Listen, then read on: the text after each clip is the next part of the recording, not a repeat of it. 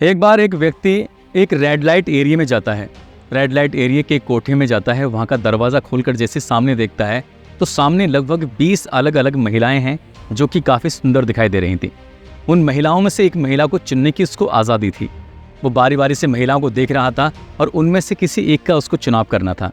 जैसे ही एक महिला पर उसकी नज़र पहुंचती है तो उस महिला की आंखें झुक जाती हैं। उस महिला की झुकी हुई नज़रों को देखने के बाद वो सोचने पर मजबूर हो जाता है।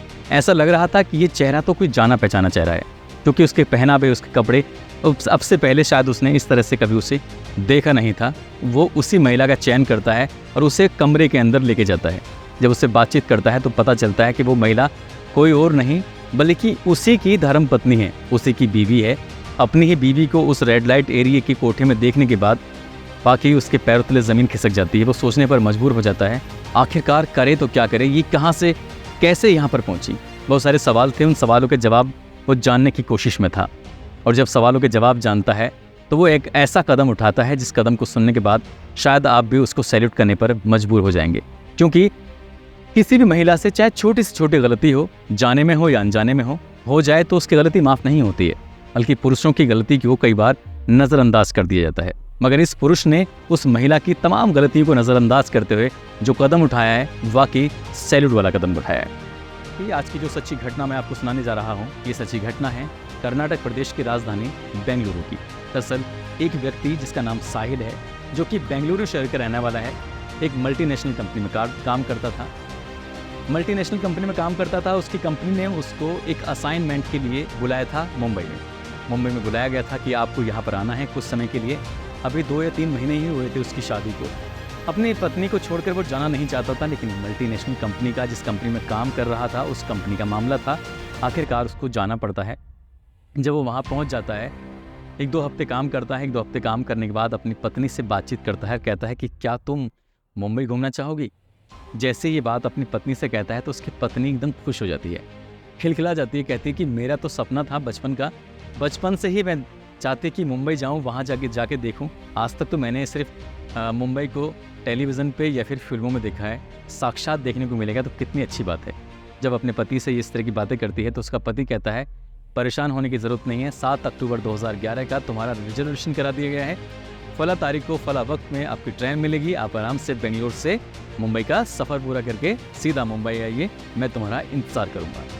वो दिन भी आता है और जब दिन आता है वो घर से कुछ तैयारी के साथ सीधा बेंगलोर के रेलवे स्टेशन पे जाती है और अपनी निर्धारित ट्रेन, अपनी निर्धारित बोगी, अपनी निर्धारित बर्थ पर जाकर बैठ जाती है। और सबसे पहले फ़ोन करती है अपने सास और ससुर को, कहती है कि मम्मी पापा मैं ट्रेन में बैठ गई हूँ और लगभग 1000 किलोमीटर का ये सफ़र है, 16-17 घंटे में पूरा हो जाएगा और मैं साहिल के पास पहुँच जाऊँगी। पहला फ़ोन हो चुका था, दूसरा फ़ोन वो अपने पति को करती है। अपने पति से कहती है कि जी मैं ट्रेन के अंदर बैठ गई हूँ और मैं जल्दी से आपके पास पहुँच जाऊँगी, आप परेशान मत होना। तो साहिल कहता है कि परेशान मुझे नहीं, परेशान तुम मत होना, बिल्कुल घबराने की ज़रूरत नहीं है, किसी से ज़्यादा बातचीत मत करना, अपने सफ़र पर ध्यान देना और कोई ऐसी वैसी चीज़ मत देना, किसी के खाने वाने की चीज़ हो। इस तरह की समझाने की कोशिश भी करता है। अब ट्रेन ये मुंबई के सफ़र के लिए चल पड़ती है। जैसे ही मुंबई के सफ़र के लिए ट्रेन चल पड़ती है तो जिस बोगी में, जिस बर्थ पर वो बैठी हुई है, सामने वाली बर्थ पर 2 व्यक्ति बैठे हुए हैं, एकदम अनजान व्यक्ति, एक दूसरे से बातचीत भी नहीं कर रहे हैं। मगर धीरे धीरे जब सफ़र आगे की तरफ चलता है तो वो दोनों व्यक्ति आपस में एक दूसरे का इंट्रोडक्शन लेते हैं, एक दूसरे से परिचय लेते हैं कि तुम कौन हो, कहाँ से जा रहे हो, कहाँ से आ रहे हो, इस तरह की बातें भी करते हैं। ये महिला किसी से बातचीत भी नहीं कर रही है, नाम तानिया है। तानिया किसी से बातचीत नहीं कर रही थी, वो बात कर रही थी तो या तो अपने सास ससुर से या फिर अपने पति साहिल से। साहिल को बताती थी कि अब इतना किलोमीटर का सफ़र हो चुका है, अब मैं यहाँ पहुँच गई हूँ। खिड़की के बाहर झांक के बताती है कि देखो ऐसा दिखाई दे रहा है, वैसा दिखाई दे रहा है। इस तरह से उसका जो सफ़र था वो कटने लगता है। और जैसे जैसे वो आगे ट्रेन बढ़ रही थी तो उन्हीं 2 व्यक्ति जो कि उसके बर्थ के ठीक सामने बैठे हैं, उनमें से एक व्यक्ति कहता है, बहन जी लगता है कि आज पहली बार आप ट्रेन में सफ़र कर रहे हैं, वो भी मुंबई का। तो कहती है कि हाँ मैंने ट्रेन में तो बहुत सफ़र किए हैं, लेकिन अकेले मुंबई में पहली बार जा रही हूँ। जब दोनों इस बात को कहते हैं तो कहते हैं, बहन जी आपको परेशान होने की बिल्कुल ज़रूरत नहीं है, हम भी मुंबई जा रहे हैं, किसी भी तरह की कोई दिक्कत, कोई परेशानी हो तो आप हमसे शेयर कर सकती हैं। ऐसे ही बातचीत चल रही थी। कुछ खाने पीने की चीज़ें थी उनके पास, वो खा रहे थे। उनका, बहन जी आप भी खाएंगी, तो वो मना कर देती हैं। लेकिन जब आगे वक्त गुजर रहा है, 15-16 घंटे का सफ़र है, तो किसी भी अनजान व्यक्ति से इस लंबे सफ़र में जब कोई सोना ना हो तो आराम से बातचीत जब होंगी तो जाहिर सी बात है कि दोस्ती भी हो ही जाएगी। उधर तो उन दोनों की दोस्ती हो चुकी थी और उन दोनों ने इस तानिया से भी कहीं ना कहीं जान पहचान बना ली थी। तानिया जब अपना कुछ खाने पीने का सामान था तो खाते पीते उन लोगों की नज़र उस तानिया के सामान पर पड़ती है, तो आखिरकार तानिया की मजबूरी बन जाती है उस सामान को दिखाते हुए कि भाई साहब आप भी इसमें से सामान लेंगे। जब वो बात उन दोनों व्यक्तियों से कहती है तो वो व्यक्ति भी उसके सामान लेकर खाने लगते हैं। कुछ देर के बाद कुछ सामान वो भी लेते हैं तो वो भी तानिया की तरफ हाथ बढ़ा देते हैं कि बहन जी आप भी कुछ सामान खाओगी। इस तरह से ये जो सफ़र था वो वाकई बहुत सुहाना था और बहुत बढ़िया सफ़र चल रहा था। चलते चलते लगभग 150 किलोमीटर के आसपास अभी बस मुंबई बाकी था, यानी कि 1000 किलोमीटर में से 850 किलोमीटर का सफ़र तय हो चुका था। तानिया अपने पति साहिल को फ़ोन मिलाती है और कहती है कि मैं अभी आपसे 150 किलोमीटर दूर हूँ।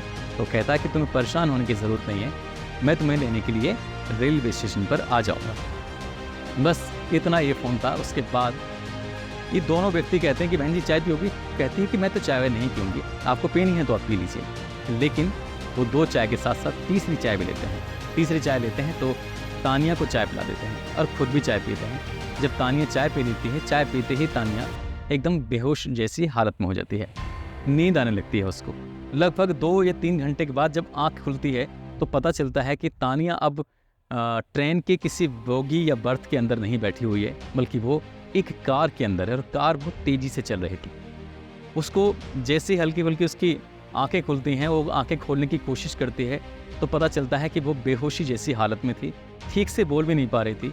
लेकिन उसको वही दोनों व्यक्ति कार के अंदर दिखाई देते हैं और एक व्यक्ति और था जो कार चला रहा था। ये एक नया व्यक्ति है जिसको देखने के बाद साफ अंदाज़ा लगाया जा सकता था क्योंकि उसके साथ कोई ना कोई अनहोनी घटना हो चुकी है। उससे कहती है कि मैं कहाँ हूँ, तुम मुझे कहाँ लेके जा रहे हो। इससे पहले कि वो कुछ बातचीत करते तो उसको जोर का एक थप्पड़ पड़ता है और कहा जाता है कि आवाज़ निकाली तो और पिटाई होगी, इसलिए चुपचाप पड़े हो। क्योंकि उससे चाय में कुछ नशीला पदार्थ दिया गया था। उसको पीने के बाद चाय को पीने के बाद उसकी हालत ऐसी नहीं थी कि वो विरोध करने जैसी कंडीशन हो। लगातार गाड़ी चल रही है और गाड़ी चलते चलते पहुंच जाती है एक ऐसे इलाके में जहां पर जब उसे कार से उस जगह पर लेके जा रहे थे तो उसकी हालत चलने लायक नहीं थी, लेकिन उन दोनों ने ऐसे पकड़ा हुआ था जैसे कि वाकई वो उस महिला बीमारी जैसी हालत में हो। ठीक ट्रेन से भी शायद उन्होंने उसको वैसे ही निकाला होगा। ट्रेन जब किसी भी स्टेशन से वो कार तक लेके आए होंगे तो वहाँ भी उन्होंने इसी अंदाज से निकाला होगा जिससे घर की परिवार की कोई परिचित महिला हो। अब ये सीधा पहुंच जाते हैं किसी मुंबई के रेड लाइट एरिया के एक कोठे पर और वहाँ पर 2 महिलाएं बैठी हुई थी, उनसे बार्गेनिंग चल रही थी, बातचीत चल रही थी उसको बेचने की। आखिरकार सौदा तैयार हो जाता है, पक जाता है और कम से कम उसकी कीमत लगती है 45,000 रुपये। 45,000 रुपये लेकर वो दोनों व्यक्ति वहाँ से रफू चक्कर हो जाते हैं। वो महिला उससे हल्का हल्का होश आने लगता है और वो गिड़गिड़ाने लगती है, वो रोने लगती है, वो रहम की भीख भी मांगती है। उन दोनों से भी वो उसको ठोकर मारते हुए वहाँ से निकल जाते हैं। अब ये एक कोठे पर मौजूद थी और कोठे का नज़ारा जब देखती है, दृश्य देखती है तो वहाँ पर पहले से ही कितनी ही लड़कियाँ थीं जिन्होंने अपने लिबास भी ऐसे पहने हुए थे जिसे देखकर कोई भी पुरुष उत्तेजित हो जाए। अब उस महिला को एक कमरे में बंद कर दिया जाता है क्योंकि वो विरोध करने पर उतारू हो गई थी। वो चीख रही थी, चिल्ला रही थी, इसलिए उसको बांध कर एक कुर्सी पर रखा जाता है और वो चिल्लाए ना इसलिए उसका मुंह भी बंद कर दिया जाता है।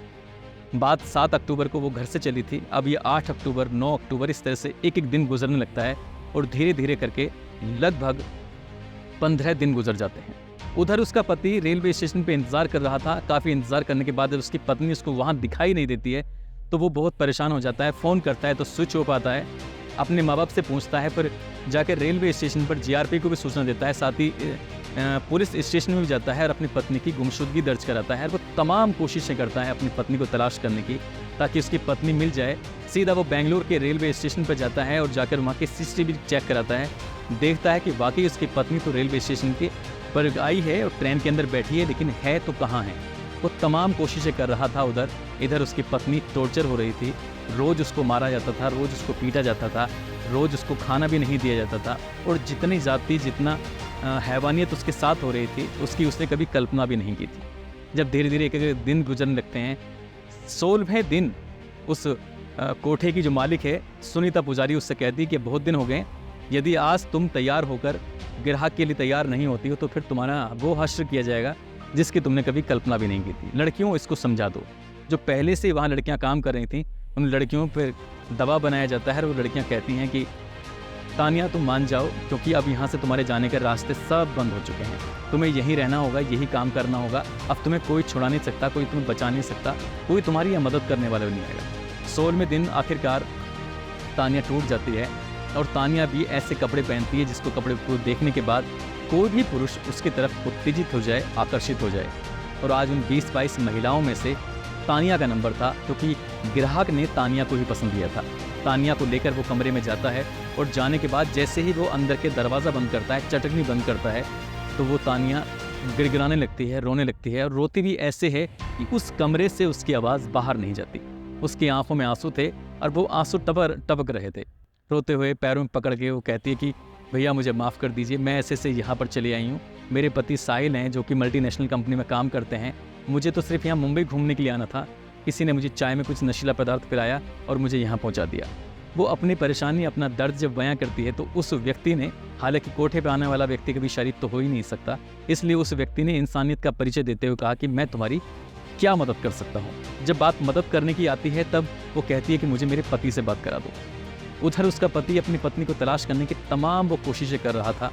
आखिरकार वो बार बार फ़ोन देखता था। वो सोच भी रहा था कि सफ़र शुरू होता है तब फ़ोन आता है, सुबह शाम रोज़ फ़ोन करती थी, अब फ़ोन आता भी नहीं है, फ़ोन स्विच ऑफ हो रहा है। लेकिन 16वें दिन जाकर जब एक अनजान नंबर से फ़ोन आता है साहिल के पास और आवाज़ आती है कि रोते हुए कि मैं तानिया बात कर रही हूँ, मैं कहाँ हूँ मुझे नहीं पता, मुझे बचा लो, मुझे यहाँ नहीं रहना है। जब पूरी कहानी कुछ बातचीत सुनता है तो वो कहता है कि तुम हो कहाँ पर? कहता है मुझे नहीं पता। तानिया मना कर देती, मुझे कुछ नहीं पता। ये कहाँ है, किस कमरे में है, किस कोठे पर है, किस रेड लाइट एरिया में है, वो इलाका कौन सा है, सारी जानकारी व्यक्ति देता है जो व्यक्ति अभी तक उसकी मदद कर रहा था। साहिल को जब उसकी सूचना मिल जाती है तो साहिल सोचने पर मजबूर हो जाता है कि आखिरकार करूं तो क्या करूं, इसको कैसे बचाऊं।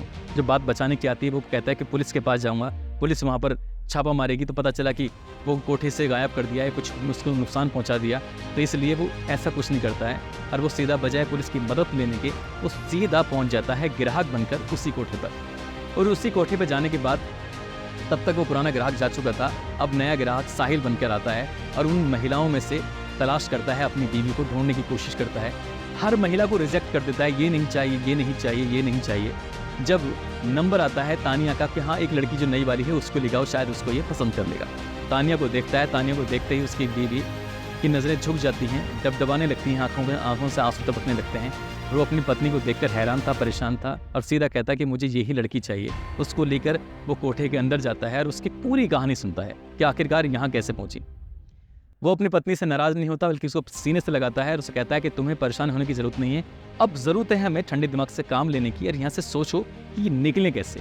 हमने यहाँ से भागने की कोशिश की तो ये लोग हम पे हमला कर देंगे, हमें मार भी सकते हैं, हमें नुकसान पहुँचा सकते हैं। तभी बैठे बैठे साहिल को एक तरकीब सूझी और वो पुलिस कंट्रोल रूम को फ़ोन करता है। पूरी कहानी 7 अक्टूबर से गायब होने से लेकर अभी तक की पूरी कहानी बताता है। बताते बताते कहता है कि पुलिस को कि मेरी पत्नी रेड लाइट एरिया के फला कोठे पर फला रूम में है, आप जल्दी से आ जाइए। पुलिस ने वाकई ईमानदारी का काम किया, बहुत अच्छा काम किया। मुंबई पुलिस भी वाकई सैल्यूट की हकदार है। मैं बात कर रहा हूँ सन 2011 की उस किस्से की। भारी पुलिस वहाँ पर बहुत बड़ी संख्या में पुलिस पहुँचती है, उस कोठे को घेर लेती है। साथ ही जब वहाँ पर छापा मारा जाता है, वहाँ पर एक कमरे की तलाशी ली जाती है तो साहिल और तानिया भी एक कमरे के अंदर मौजूद मिलते हैं और दोनों की हालत देखने दिखाने लायक थी। पुलिस उन्हें सुरक्षित वहाँ से निकालती है। न केवल तानिया को वहाँ से निकालती है बल्कि ऐसी कई लड़कियाँ थीं जो बेवजह ऐसे ही दलालों के चंगुल में फंस जाती हैं। उन दलालों के बारे में जब पता करने की कोशिश की जाती है तो पता चलता है कि वो दलाल सिर्फ रेलवे स्टेशन, बस स्टॉप ऐसी जगहों पर ही नज़र गाड़े रहते हैं, गिद्ध की तरह। कोई लड़की, कोई महिला, कोई ऐसी कोई अकेली जा रही हो तो उसको जो कोई सुंदर दिखने में हो ताकि उसको निशाना बनाया जा सके, उसे किसी भी तरकीब से कोठे तक लाकर उसको बेचा जा सके। तानिया भी तो ऐसे ही बिकी गई थी। तानिया को बहुत देर के बाद होश आया था। हालांकि वो अपने पति के पास थी। पुलिस ने उसको छुड़ाकर यहाँ से वापस बेंगलोर उन दोनों को भेज दिया और पुलिस ने जब यहाँ से इसकी जो मालकिन है कोठे की, सुनीता पुजारी और रमीदा शेख, इन दोनों के साथ साथ 2 और व्यक्तियों को गिरफ्तार किया। साथ ही इन चारों की मदद से उन दोनों दलालों को भी कई दिनों की मशक्क़त के बाद आखिरकार गिरफ्तार कर लिया। दोस्तों, ये वाकई साहिल ने बहुत ही अच्छा, बहुत ही इंसानियत का बहुत नेक काम किया जो उसने अपनी पत्नी की ज़िंदगी को बचाया। कोई भी अगर व्यक्ति होगा तो शायद अपनी पत्नी की इतनी छोटी सी बात को देखते हुए उस पर तमाम तरह के लांछन भी लगा सकता था और कह सकता था कि तुम यहीं कोठे पे रहो, अब मेरी ज़िंदगी में तुम्हें आने की कोई ज़रूरत नहीं है। उसने इंसानियत का परिचय देते हुए अपनी पत्नी को बचाया और नई और कई लड़कियों को भी उसने वहाँ से बचाया। दोस्तों वाकई इसने व्यक्ति ने सैल्यूट का काम किया है, सैल्यूट का हकदार है। साथ ही मैं आपको जाते जाते मैं आपको बता दूं कि जब भी आप कभी सफ़र पे हों तो किसी का सामान ना खाएं, किसी से ज़्यादा दोस्ती न करें, किसी से बातचीत करने की कोशिश ना करें।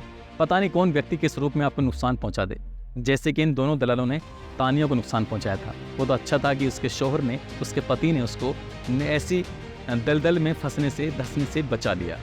तो दोस्तों अपना ख्याल रखें, सुरक्षित रहें। जय हिंद, जय भारत।